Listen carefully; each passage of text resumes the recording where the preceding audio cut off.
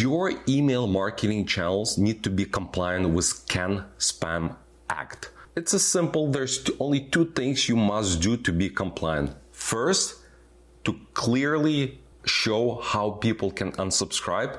And second, put your physical address of your business. So let's go to my computer and I'll show you how you can set it up. Okay, so first of all, let's log into Klaviyo account. Use your username and password. So first thing, as I said, we need to clearly show people how they can unsubscribe as well as physical address. But in the bottom left corner on your profile name, and click on settings. Under account, you need to see organization and make sure you have all contact information for your organization, which is your sender's name.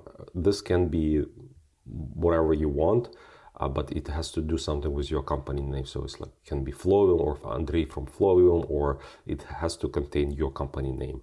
Then email was your domain. So in my case, it's flowium.com. Then organization, website URL, the street address for the company, city, state, country, and zip code. You are not, according to Can-Spam Act, you are not allowed to use a PO box. This is all information I have here. And now I'll show you how to go into email and insert the unsubscribe link. Okay, so I just opened one of our emails, which is in draft mode, so I can safely add it. So as you can see, here's a footer, but you know what, let's create maybe new footer. So we just added the text here. Let's say, put it here. Actually, it needs to be at the footer. Let's do this, put it here, double click here, and we need to do the personalization. You click on this icon of the human and type in unsubscribe. So this is your unsubscribe link. By the way, it's white on white, that's why it looks weird. So let's do this one, unsubscribe. And the next thing we need to do is organization, your organization. You can type organization name, let's say name, and organization address.